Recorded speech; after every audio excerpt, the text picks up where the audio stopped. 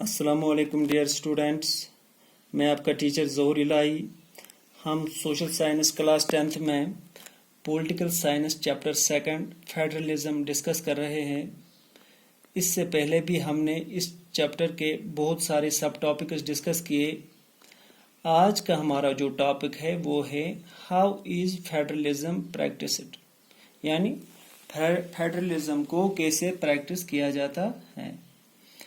पहले हमें ये समझना है कि खाली कॉन्स्टिट्यूशन में लिखने से कोई कंट्री फेडरल कंट्री नहीं कहलाएगी जब तक न प्रैक्टिकली ग्राउंड लेवल पे उसका यूज उस कंट्री में हो। Federalism and success of federalism depends on the nature of democratic politics, यानी किसी भी कंट्री की सक्सेस ऑफ फेडरलिज्म डिपेंड करती है कि वहाँ किस तरीके का पॉलिटिकल सेटअप हो, यानी वहाँ फीचर्स ऑफ फेडरलिज्म किस लेवल तक इम्प्लीमेंट होते हैं। अगर किसी कंट्री के आगे कोई इशू या चैलेंज अराइज होता है तो वो उस चैलेंज को कैसे टैकल करती हैं। अगर वो नेशन उस चैलेंज को अच्छे से अकोमोडेट करती हैं तो वहाँ सक्सेस ऑफ फेडरलिज्म माना जाएगा, वरना खाली कॉन्स्टिट्यूशन में प्रोविजन रखने से कोई कंट्री फेडरल कंट्री नहीं कहलाएगी। अगर हम इंडिया की बात करेंगे तो कॉन्स्टिट्यूशन ऑफ इंडिया में किसी जगह ये मेंशन नहीं है कि इंडिया एक फेडरल कंट्री है, मगर यहाँ फेडरलिज्म के बहुत सारे फीचर्स प्रैक्टिस होते हैं, जो कि आपको मैंने पहले भी बोला है, जिस बेस पे हम कह सकते हैं कि इंडिया एक फेडरल नेशन है। यहाँ हमारे पास इसके 3 एग्जाम्पल कहेंगे हम, या on the basis of 3 dimensions हम कह सकते हैं कि इंडिया में फेडरल सिस्टम कैसे प्रैक्टिस किया जाता है। First, linguistic state, second language policy, and third centre state relation. First हम डिस्कस करेंगे linguistic state. Linguistic state means creation of state on the basis of language.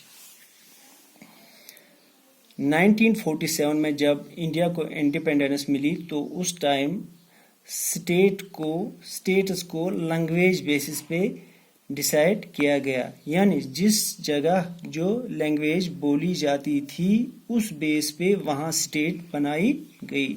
For example, Tamil बोलने वालों के लिए तमिलनाडु स्टेट बनाई गई, पंजाबी बोलने वालों के लिए पंजाब स्टेट बनाई गई, गुजराती बोलने वालों के लिए गुजरात, मराठी बोलने वालों के लिए महाराष्ट्र, इसी तरह से कन्नड़ बोलने वालों के लिए कर्नाटका। यानी लैंग्वेज के बेसिस पे ही स्टेटस नहीं बनाई गई। कुछ status on the basis of culture या जियोग्राफिकल फैक्टर को नज़र में रखकर भी बनाई गई, जैसे कि नागालैंड, उत्तराखंड एंड झारखंड।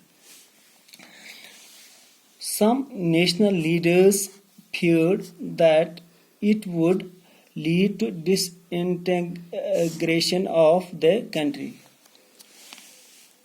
जब लैंग्वेज के बेसिस पे स्टेटस बनाई गई तो कुछ नेशनल लीडर्स के माइंड में ये डर था कि हमने स्टेटस को पूरी लिबर्टी दी, हो सकता है कल यही स्टेटस वो डिमांड्स करेंगे जो काबिल कबूल न हो। मिसाल, कोई स्टेट कहेगी कि हमें अलग कंट्री बनाओ, जिससे कंट्री डिसइंटीग्रेट होगी।